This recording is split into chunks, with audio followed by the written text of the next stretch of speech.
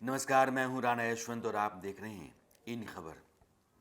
एक कहावत है कि लोभी के गांव में ठग जो है वो भूखे नहीं मरते। यानी कि जब आपके भीतर लालच इतना ज़्यादा है कि आप किसी भी बात पर यकीन कर लें, तो जो ठगने वाले होते हैं, झांसा देने वाले होते हैं, फरेब करने वाले होते हैं, उनका काम चलता रहता है, चांदी रहती है।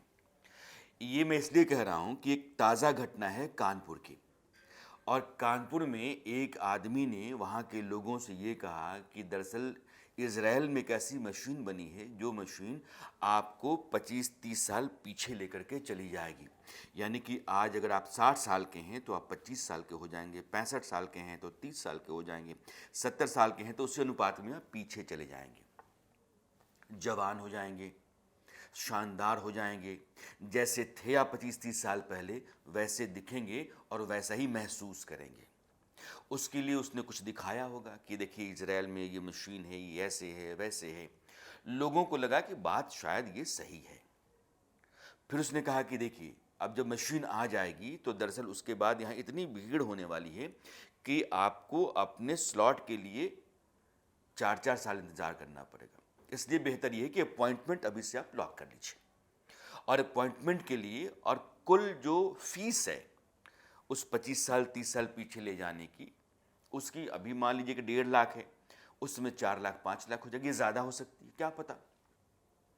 लोगों को लगा कि नहीं नहीं ये मौका सही है, अभी तो आईपीओ टाइप है, प्री लॉन्च ऑफर है, तो ले लेना चाहिए। तो लाख रुपये, 1.5 लाख रुपये, 2 लाख रुपये लोगों ने दिए और उसको भी जहाँ से जितना बन पड़ा उसने एडवांस फीस के तौर पे अपॉइंटमेंट लॉक करने के लिए ले लिए। उसका क्या जाता था, उसको तो जितना आ गया उतना ही अच्छा है। एक परिवार ऐसा है जिसने 18 लाख रुपए दिए 5-6 लोगों के लिए कि चाची हैं, बुआ हैं, चाचा हैं, फूफा हैं, फूफी हैं, सबका करा लो, सब 30 साल पीछे आ जाएंगे। उस आदमी ने उसके बाद कोई ऐसी मशीन कबाड़ की उठाई और कुछ ढांचा वांचा उसका तैयार किया। जैसे सड़क बनाने में वो सीमेंट और गारा मिला करके और सड़क पर गिराने वाली जो मशीन होती है, आप देखते हो ना, गोल गोल गोल घूमता रहता है, वैसे ही कोई बड़ी मशीन ला करके उसने दिखाया कि देखिए इसी में घुस जाइए, कुर्सी पे बैठ जाइए, इसमें कुछ ऐसा है कि ऑक्सीजन का लेवल बढ़ेगा या फिर आपके सेल्स जो हैं उनमें चेंजेस आते रहेंगे और धीरे धीरे जो है ना वो आपका रिवर्सल होना शुरू हो जाएगा, रिवर्स गियर लग जाएगा आपका और आप कई सेटिंग्स में पीछे चले जाएंगे। लोगों को लगा कि ये क्या है यार, ये मशीन तो ठीक लग नहीं रही है, ये बेकार का है। फिर पूछना शुरू हुआ क्या मशीन है, कहाँ से आई है, कुछ हो नहीं रहा है, कैसा है, वैसा है वैसा है। अब लाजमी है कि जब आपको लगता है कि यार ये तो नहीं हो सकता है तो आप सवाल करते हैं।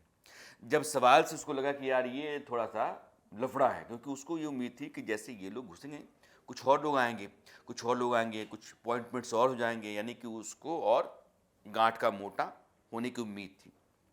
जब देखा कि बवाल बढ़ रहा है तो उसने जितने पैसे समेटे थे गठरी बनाई, निकल गया और वो कुल रकम बनती है 37 करोड़ की। मियाँ बीवी दोनों 37 करोड़ लेकर के कानपुर से निकल गए। कानपुर के लोग अब हल्ला मचा रहे हैं कि मेरा तो इतना चला गया, मेरा इतना चला गया, मेरा इतना चला गया। कुछ लोग हो सकता है कि लाज में नहीं बोल रहे हों कि घर वाले या दोस्त या मोहल्ले वाले पूछेंगे 70 साल के 65 साल के हो करके आप 30 साल के 25 साल के क्यों होना चाहते थे, इतनी गरज आन पड़ी थी आपको जवान होने की, आपने गाड़ी कमाई लुटा दी, लाख 1.5 लाख 2 लाख रुपए। तो अब हो सकता है कि बहुत सारे ऐसे लोग हैं जो शर्म से कह नहीं पा रहे हैं, लेकिन जो लोग बाहर निकल करके शिकायत कर रहे हैं, पुलिस के पास एफआईआर दर्ज हुई है, अगर वही रकम मिलाते हैं तो 37 करोड़ की बनती है। अब आप समझिए कि आपने न जाना न बूझा न परखा न पहचाना और सीधा जा करके उसका अपॉइंटमेंट बुक कर लिया कि भैया मेरा तो स्लॉट बुक कर लो और मुझे 25-30 साल पहले पहुंचा दो, मैं जवान होना चाहता हूं, वही जवानी महसूस करना चाहता हूं। और कहीं कोई पूछ परख आपने नहीं की। दुनिया में आप ये बताइए कि अगर ऐसा हो जाता है तो क्या खबरों की दुनिया चुप रहेगी? आसमान की ऊंचाई तक लोग चिल्लाएंगे कि दुनिया में ऐसा हो गया है कि उम्र पीछे आ रही है। लोग 30 साल 35 साल पीछे जा रहे हैं, बूढ़ा आदमी जवान हो रहा है। यानी कि ईश्वर के ऊपर जिन लोगों का भरोसा है और ये जीवन है, वो उसका एक सत्य ये है कि आप मृत्यु को प्राप्त होंगे, उसमें भी एक बदलाव आ रहा है कि आप पीछे जा रहे हैं। इंसान जो है वो अपना जीवन अपने हाथ में लेने की बड़ी कोशिश में है और एक बड़ी कामयाबी है, इस नाम से खबरें चलनी शुरू हो जाएंगी। कहीं कोई है अता पता उसका? गूगल पर सर्च मारा, कभी आपने जाना, पूछा, परखा, आपने, आपको लगा कि पता नहीं कहाँ की मशीन है, हो जाएगा शायद। ये कॉमन सेंस का मामला है। ठीक वैसे ही जैसे वो फ़ोन करते हैं साइबर फ्रॉड में जो शामिल अपराधी हैं, तो कहते हैं कि आपके नाम का एक पैकेट था, वो किसी देश में जा रहा था, उसमें ड्रग्स निकल गया, आपके खिलाफ कार्रवाई होनी है, ये सीबीआई वाला है, ये पुलिस वाला है, आपकी अरेस्टिंग हो जाएगी, अभी आप वीडियो कॉल पे हैं, यही आप अरेस्ट हो गए, इसको हम डिजिटल अरेस्ट कहते हैं। अब आपको हिलना नहीं है, बोलना नहीं, किसको बताना नहीं है, और जब तक आप इतने पैसे नहीं देते हैं तब तक आपको हम छोड़ेंगे नहीं, हम आपको अरेस्ट करना नहीं चाहते, लेकिन पैसे आप दे दो। बेटा आपका वहाँ फंस गया है, बेटी आपकी वहाँ फंस गई है, अगर आप अपनी इज्जत बचाना चाहते हैं, बेटी की खैरियत चाहते हैं, तो आप इतने पैसे दे दीजिए। लोग पैसा दे देते हैं। अब आप ये बताइए कि इस तरीके से आंख मूंद करके, दिमाग बंद करके अगर हम रहेंगे, तो ठगों की दुनिया जो इतनी बड़ी होती जा रही है और साइबर की दुनिया भी बड़ी होने लगी है, तो लूट ही लेंगे ना। तो कानपुर में तो साइबर वाला भी नहीं था, ये तो घर घर घूम करके लोगों से बात करके और वो अपनी पर्चियां बांट करके अपना कुछ प्रेजेंटेशन दे करके और बताता था कि देखिए ये क्या कमाल आ गया दुनिया में, और इजराइल वालों ने बनाया है, दुनिया में सबसे बड़ा करिश्मा वही करते हैं, और इजराइल वालों ने देखिए हमारे लिए एक बड़ी नायाब सी चीज़ दी है। अब आपको कुछ नहीं करना है, मशीन में बैठना है, 4-5 सीटिंग होगी, धीरे धीरे धीरे धीरे आप रिवर्स गियर में 25 साल 30 साल पहले चले जाएंगे। अब गए तो नहीं, लेकिन थाने पहुंच गए, शिकायतें हैं, रोना धोना है, पुलिस से मिन्नतें हैं कि हमारा पैसा लेकर के आप आ जाओ। जो भागा वो भागा, उसने भी बहुत सोच समझ करके भागने का प्लान बनाया होगा कि मैं यहाँ से कहाँ जाऊँगा, अपने पैसे को कैसे बचाऊँगा, कैसे पुलिस से बचूँगा। तो अब आज की तारीख में कहाँ है, पैसे कहाँ हैं, उनकी वापसी होगी भी नहीं होगी, कुछ भी नहीं अता पता है।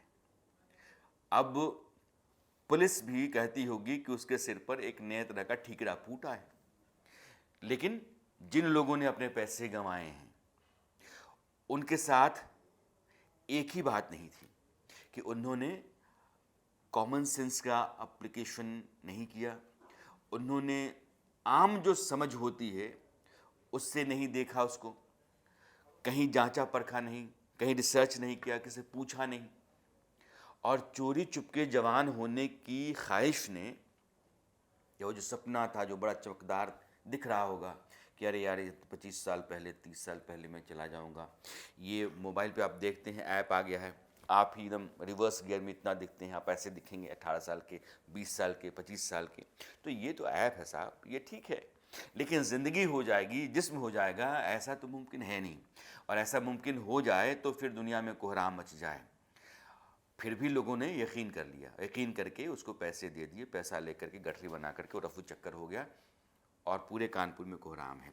मेरे कहने का मतलब ये है कि ये घटना भले ही कानपुर की है, लेकिन दुनिया देश के किसी भी हिस्से में इसको सुना जाना चाहिए, समझा जाना चाहिए, क्योंकि ये सिर्फ एक घटना नहीं है। इस तरह की हज़ारों सैकड़ों घटनाएं हो सकती हैं, हज़ारों सैकड़ों साजिश करने वाले लोग फरेबी जालसाज हो सकते हैं जो आपके पैसे को आपसे ऐंठ करके निकल जाना चाहते होंगे, इसलिए कि आपके भीतर एक लोभ है, एक लालच है, या फिर डर है, जिस पता नहीं मैंने ही कर दिया होगा, मेरे ही नाम का ड्रग्स है, मेरा ही बच्चा वहाँ पकड़ा गया होगा, मेरी ही बच्ची वहाँ पकड़ी गई होगी।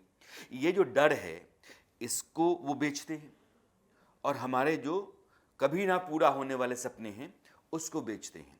और ये देखिए कि दोनों का बाजार नहीं है, फिर भी वो बेच करके निकल जाते हैं। कितने सयाने हैं, और हम ठगे जाते हैं, हम कैसे?